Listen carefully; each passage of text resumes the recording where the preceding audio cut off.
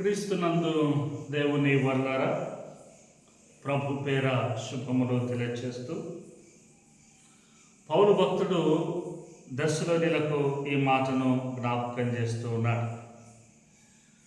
ఆయన యేసు ప్రభుల వారి రెండవ రాకడను గురించి జ్ఞాపకం చేస్తూ విశ్వాసులందరినీ కూడా ఆయన ఉత్తేజపరుస్తూ ఉన్నాడు. ఉత్తేజముతో పాటుగా విశ్వాస సమూహము ఏమై ఉన్నదో జ్ఞాపకం చేస్తున్నాడు. చూడండి, దశలోనిలకు రాసిన మొదటి పత్రిక 5వ అధ్యాయము 4-5 వచనాల్లో ఇలాగ జ్ఞాపకం చేస్తాడు. సహోదరులారా, ఆ దినము దొంగవలే మీ మీదికి వచ్చుటకు మీరు చీకటిలో ఉన్నవారు కారు అని అంటాడు. అనగా యేసు ప్రభుల వారి రాకడ దొంగ వలె ఉంటుంది. అంటే ఎవరికి ఆయన ఎప్పుడు వస్తాడో తెలియదు, ఆయన ఎప్పుడు వస్తాడో తెలియదు. అయితే విశ్వాసులకు జ్ఞాపకం చేస్తాడు, ఆ దినము దొంగ వలె మీ మీదికి వచ్చుటకు మీరు చీకటిలో ఉన్నవారు కాదు అని అంటాడు.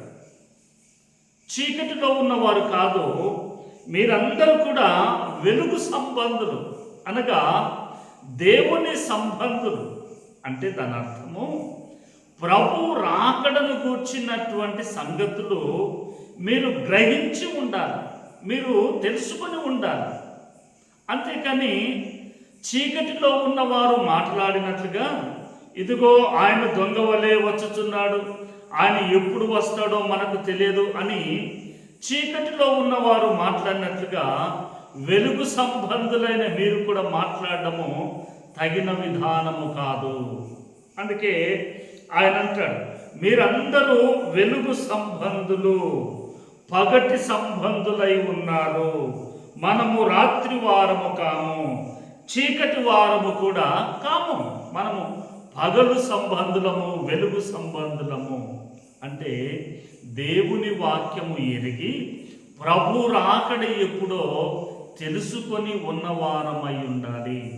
ఆయన రాకడను గురించి అనేక సంగతులు, అనేక ప్రమాణములతో బైబిల్ గ్రంథములో రాకడను గురించి చెప్పి ఉన్నాడు కనుక వాటిని ధ్యానము చేసిన ఎడల, వాటిని పరీక్షించిన ఎడల, వాటిని పరిశీలించిన ఎడల ప్రభు రాకడను గురించి అనేక సంగతులు తెలుస్తాయి. అందుకే ఆయన అంటాడు, మీరు చీకటిలో ఉన్నవారు కాదు. కాబట్టి గ్రహిద్దాం, ప్రభు రాకడ కొరకు ఎదురు చూద్దాం. దేవుడు మనను అలాగున నడిపించును గాక.